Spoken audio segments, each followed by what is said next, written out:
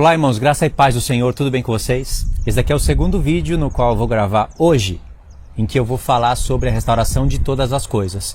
No primeiro vídeo eu li Atos 3, do 19 ao 21, expliquei Atos 3, voltei em Atos 1 e depois fui em Atos 15. Falei sobre a restauração de todas as coisas dentro do livro de Atos, porque no livro de Atos tem 3 pontos de restauração. No segundo vídeo eu vou trazer alguns acréscimos para os irmãos. Vou falar também sobre a restauração, só que aqui eu vou incluir Elias e alguns pontos escatológicos que os irmãos que me acompanham já conhecem. Mas eu vou tentar acrescentar alguma coisinha, tá bom? Para não ficar chato. E para os irmãos que não conhecem, seria bom você assistir esse vídeo e também o primeiro. Pode assistir esse se você chegou nesse e depois volta no primeiro, ou se você conseguiu pegar a sequência, melhor ainda. Vai estar no comentário fixo, como eu sempre costumo fazer. Todas as instruções estarão lá. Aí eu vou ler aqui com os irmãos, então. Atos 1, do 6 ao 8. Diz assim: Então os que estavam reunidos lhe perguntaram: Senhor, será este o tempo em que restaures o reino a Israel? Respondeu-lhes: Não vos compete conhecer tempos ou épocas que o Pai reservou pela sua exclusiva autoridade, mas recebereis poder ao descer sobre vós o Espírito Santo, e sereis minhas testemunhas, tanto em Jerusalém como em toda a Judéia, em Samaria e até os confins da terra. Aqui eu já expliquei, lembra? Trombetas, testemunhas, as festas finais. Expliquei isso no primeiro vídeo. Agora a gente pode ir direto para Atos 8. Por quê? Olha o que diz no verso 8. Mas recebereis poder ao descer sobre vós o Espírito Santo, e sereis as minhas testemunhas. O que está de azul aqui pode pensar no Apocalipse 11, porque está profetizando o tempo do fim. Tanto em Jerusalém, como em toda a Judéia, Samaria e até os confins da terra. Aqui está o tempo do fim. Não é só os confins da terra lá daquele tempo. Tem que ser testemunhas até o tempo do fim. Por isso que lá em Mateus 24, o Senhor Jesus, ao falar das coisas escatológicas, diz: E este evangelho será pregado em todas as nações para testemunho. Então virá o fim. E por que o evangelho tem que ser pregado em todas as nações para testemunho? Porque os que ouvirem a palavra de Deus e quiserem se tornar testemunhas dele se tornará testemunha dele. Fará parte de um reino do sacerdote. Agora, todas as outras nações têm que ouvir a palavra e o juízo que Deus vai trazer sobre esse mundo. Quem merecer juízo para o lago de fogo, vai para o lago de fogo. Quem merecer ser sacerdote rebaixado, vai ser sacerdote rebaixado. Quem merecer sobrar como nações que irão ser regidas no milênio, assim vai acontecer. Tá bom? Então aqui nós lemos que a palavra tem que ser pregada até os confins da terra. Acontece que aqui em Atos, a palavra de Deus só começa a passar para os gentios e ir para os confins da terra naquela época com o apóstolo Paulo. E tem essa informação aqui para a gente em Atos, que é interessante. Atos 8, do 1 ao 5, diz assim: E Saulo consentia na sua morte, que era a morte de Estevão. Naquele dia levantou-se grande perseguição contra a igreja em Jerusalém, e todos, exceto os apóstolos, foram dispersos pelas regiões da Judéia e Samaria. Lembra? Jerusalém, Judéia e Samaria. E até os confins da terra. Presta atenção aqui. Alguns homens piedosos sepultaram Estevão e fizeram grande pranto sobre ele. Saulo, porém, assolava a igreja, entrando pelas casas, arrastando homens e mulheres, encerrando-os no cárcere. Entre mentes, os que foram dispersos iam por toda parte pregando a palavra. Filipe, descendo a cidade da Samaria, aqui, mais um ponto alcançado, anunciava-lhes a Cristo. Verso 14. Ouvindo os apóstolos que estavam em Jerusalém que Samaria recebera a palavra de Deus, enviaram-lhe Pedro e João, os quais, descendo para lá, oraram por eles, para que recebesse o Espírito Santo, porque ainda não havia descido sobre nenhum deles, mas somente haviam sido batizados em nome do Senhor Jesus. Verso 17, então lhes impunham as mãos e recebiam estes o Espírito Santo. Até aqui. Olha que interessante, Samaria, se vocês forem olhar na palavra de Deus, era o lugar onde estava a casa de Israel, os samaritanos. E a cabeça disso seria Efraim, está lá em Isaías 7. E aqui eles estavam recebendo a palavra de Deus, a primeira etapa, criam na palavra de Deus, mas ainda não tinham o Espírito Santo. Aí tinha a imposição de mãos, recebia o Espírito Santo, mas eles não estavam ainda ouvindo o evangelho completo, porque aqui Pedro ainda não conhecia que os gentios haveriam de entrar para fazer parte da casa de Israel, para se unir com a casa de Judá e formar o reino do Senhor. Se Pedro não conhecia, muito menos eles, que estavam crendo no Senhor, os samaritanos. Isso iria ser ensinado pelo apóstolo Paulo em Atos 13. Atos 13, nós temos a primeira pregação do apóstolo Paulo, a primeira que foi registrada.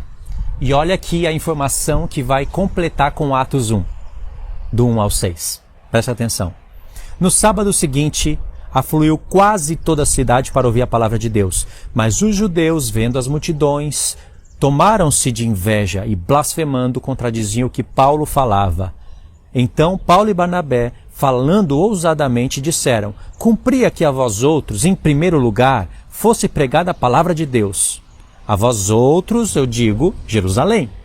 Jerusalém, Judeia, foi pregado lá em Samaria, para os samaritanos, e agora, presta atenção.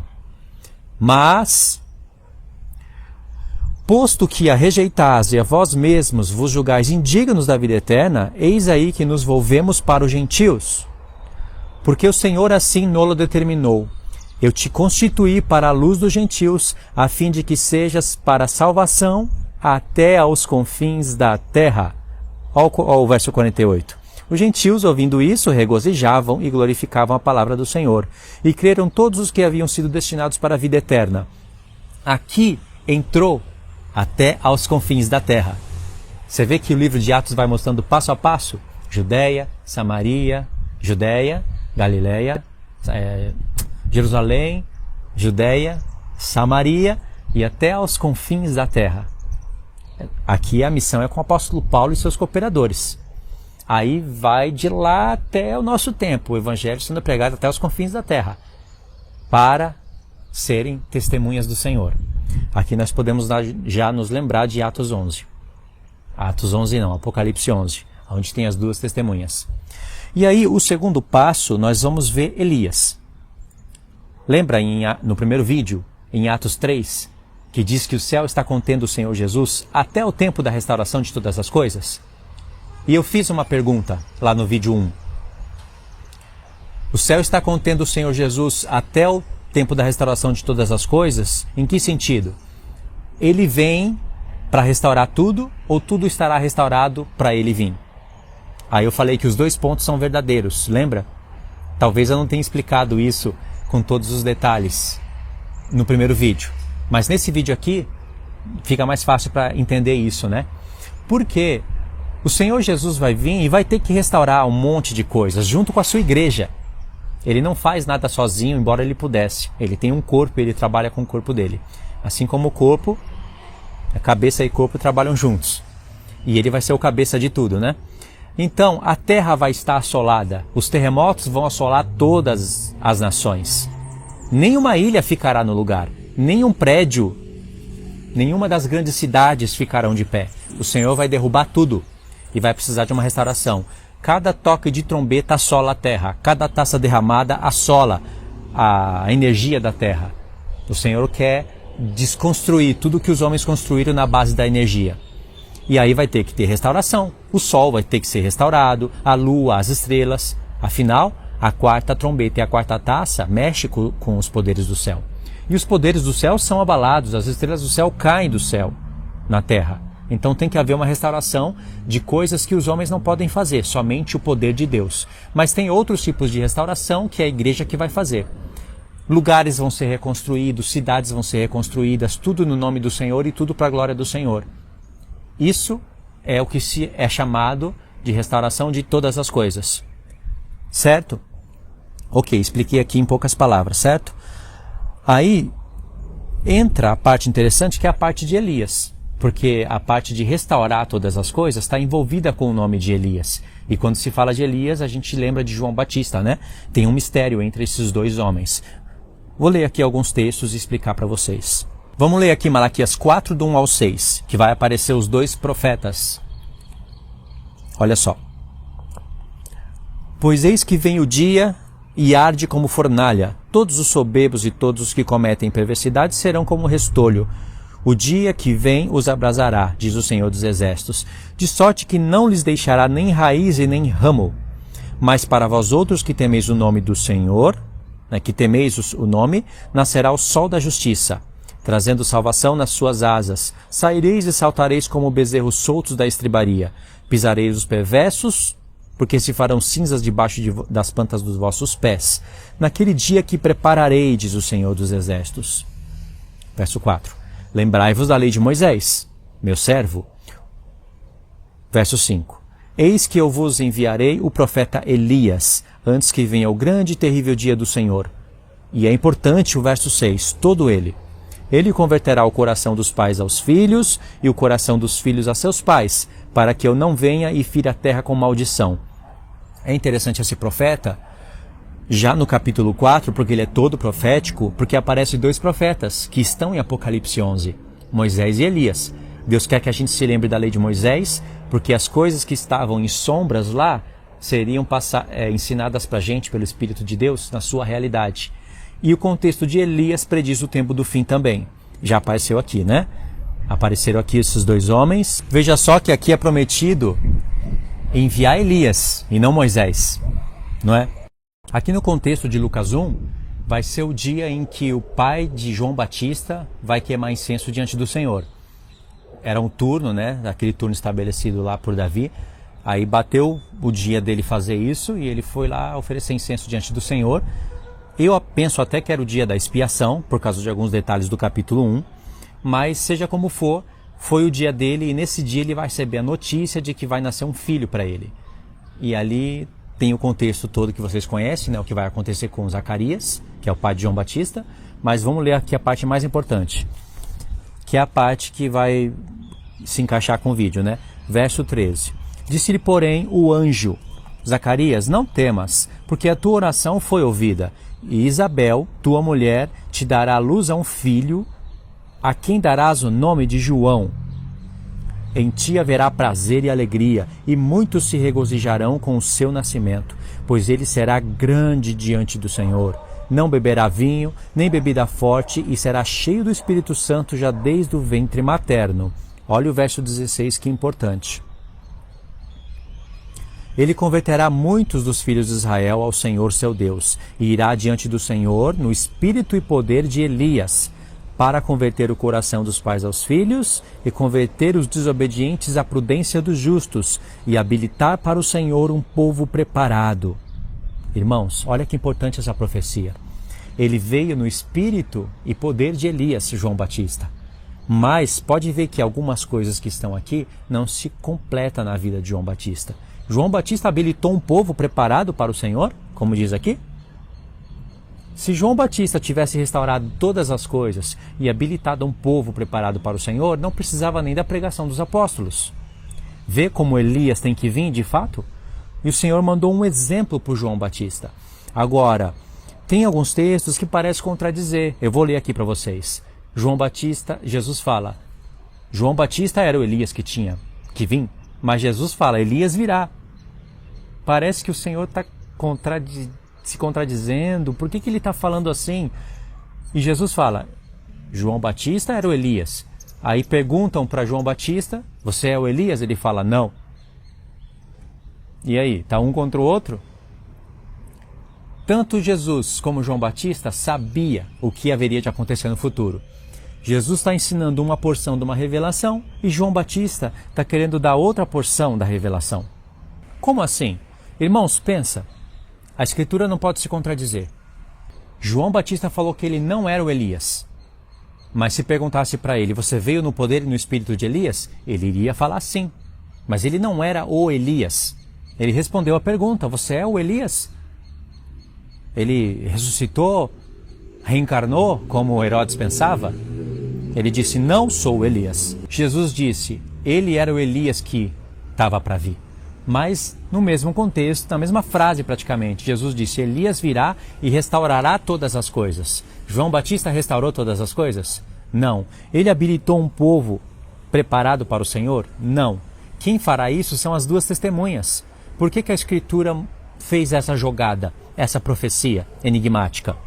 Porque no tempo de Jesus, a terra estava corrompida, o povo estava corrompido, mas não como hoje. Hoje, sei lá quantas vezes mais a terra está corrompida.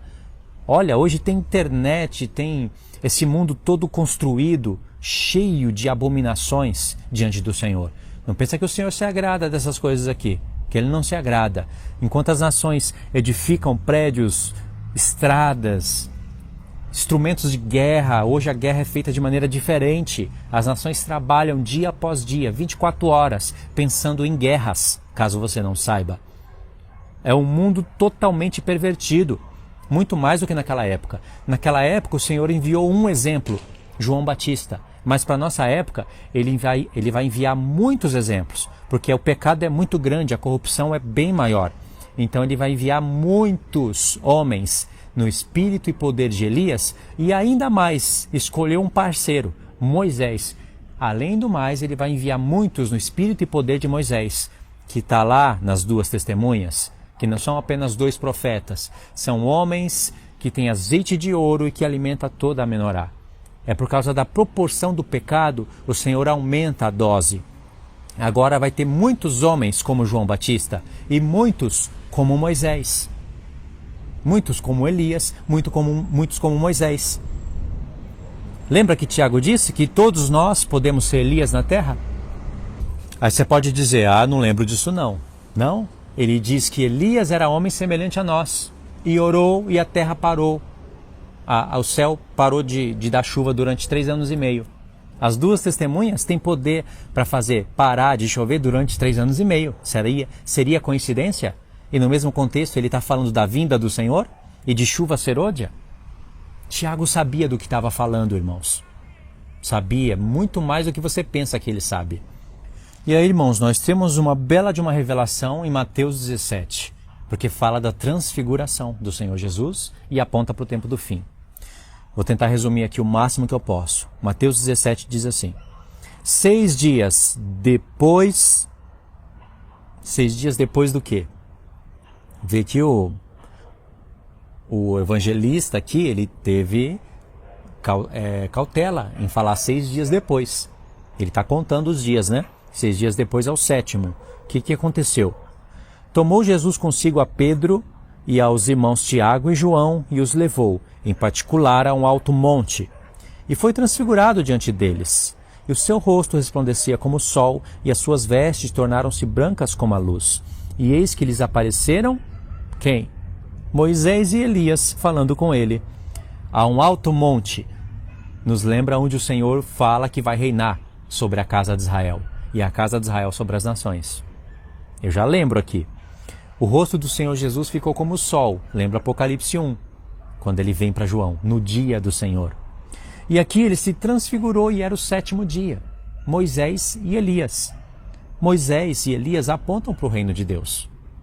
Moisés, os profetas, Moisés a lei, Elias os profetas e o Senhor Jesus o complemento de tudo, Novo Testamento inteiro.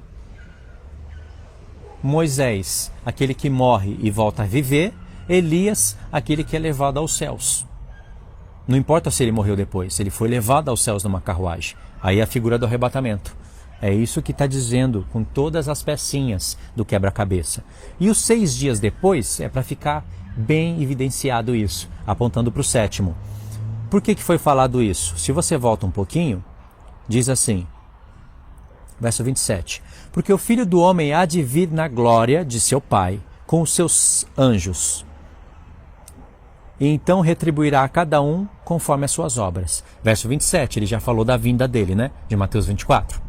Aí no verso 28 diz assim: Em verdade vos digo que alguns há dos que aqui se encontram, de que maneira nenhuma passarão pela morte, até que vejam o Filho do Homem no seu reino. Jesus está falando alguns no plural.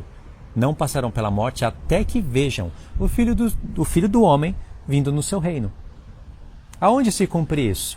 Irmãos, 6 dias depois, o Senhor Jesus glorificado aponta para o seu reino. Em Marcos 9 tem um acréscimo, olha só. Dizia-lhes ainda, Marcos 9, verso 1. Em verdade vos afirmo que, dos que aqui se encontram, alguns há que de maneira alguma passarão pela morte, até que vejam ter chegado com poder o reino de Deus. Em Lucas, não me lembro o capítulo agora, tem outras porções da revelação. São 3 evangelhos que você vai ter que juntar todas as peças para compreender isso. E tem mais coisas que eu não anotei aqui. Vamos ler Mateus 17 de novo, logo depois da visão da transfiguração. Mais uma porção para vocês entenderem o que eu quero passar. Verso 9, diz assim. Acabou a visão aqui, né? Nós lemos a visão, acabou a visão. Eles olharam, não tinha mais Moisés e Elias, só tinha Jesus. Aí eles ficaram curiosos, olha só.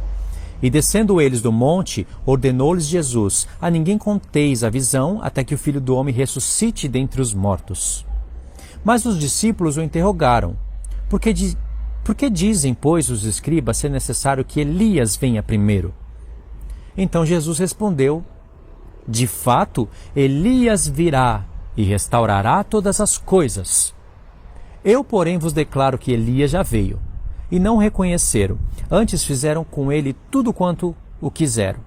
Assim também o Filho do Homem há de padecer nas mãos deles. Olha só, Jesus disse: Elias virá e restaurará todas as coisas. É uma informação para a gente. Eles não iriam entender isso naquele tempo. Entenderam um pouco depois. Aí ele fala: mas eu digo que Elias já veio. E fizeram e não o reconheceram. O Senhor Jesus sabia que João Batista veio no poder e espírito de Elias. O próprio Elias não voltará. Mas quando o Senhor Jesus disse: Elias virá e restaurará todas as coisas, ele sabe que não estava falando a respeito de João Batista, porque João Batista não restaurou todas as coisas. Senão não precisaria nem dos apóstolos pregarem. Estaria tudo restaurado.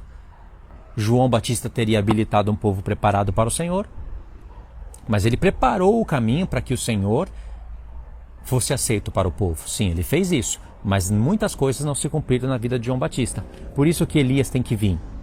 E como não reconhecer João Batista e mataram ele, assim também o mundo não reconhecerá o Elias que há de vir, as 2 testemunhas. Uma porção de judeus, uma porção de gentios, das 2 casas de Israel, que terá o espírito de Moisés e de Elias e estarão pregando em Jerusalém. O mundo não reconhecerá eles e matará eles, né? A besta matará eles. Pode ver que o Senhor prometeu que enviaria Elias para ele restaurar o coração dos pais aos filhos e dos filhos aos pais, e que ele restauraria todas as coisas. Esse é o ponto da mensagem, não é? Pode ver que isso não se cumpriu na vida de Elias. Ele não habilitou um povo preparado para o Senhor. E lá em Mateus 24, o Senhor Jesus fala que pai estará contra filho e filho contra pai, nora contra sogra, sogra contra nora. Ou seja, olha só, a iniquidade está tão grande e as pessoas da família estão em brigas umas com as outras. E se você vê de onde Jesus tirou isso, você vai entender que ele tirou isso de Miqueias 7. E aí é o reino da besta. É onde vai ter marca da besta, onde uns vão estar entregando os outros. Então os corações que não forem restaurados, eles vão ter brigas na família. É claro que isso acontece já, mas no tempo do fim vai ser pior, porque você vai ser perseguido se você não entregar a outra pessoa, que vai ser da sua própria família. Os corações que forem restaurados vão abandonar esse sistema e esse mundo, e eles vão para o deserto. Agora os corações que não forem restaurados, eles vão se entregar à marca da besta, vão se entregar ao sistema, e vão querer entregar os seus familiares para não serem mortos, para os seus filhos não serem mortos. O sistema, a besta, vai usar tudo isso. Ou seja, o coração dos pais tem que ser restaurado ainda, dos pais aos filhos. Por isso que tem que ter as 2 testemunhas em Jerusalém. Porque o mundo todo vai estar focado nelas. Ainda vai ter internet, ainda vai ter energia. O mundo todo vai estar vendo o que elas vão estar fazendo, falando, os milagres, os poderes que elas vão fazer. Elas vão ferir a terra, elas vão ferir a terra com pragas e flagelos quantas vezes elas quiserem. Esse é o toque das trombetas e das taças da ira de Deus. E o mundo vai contemplar isso.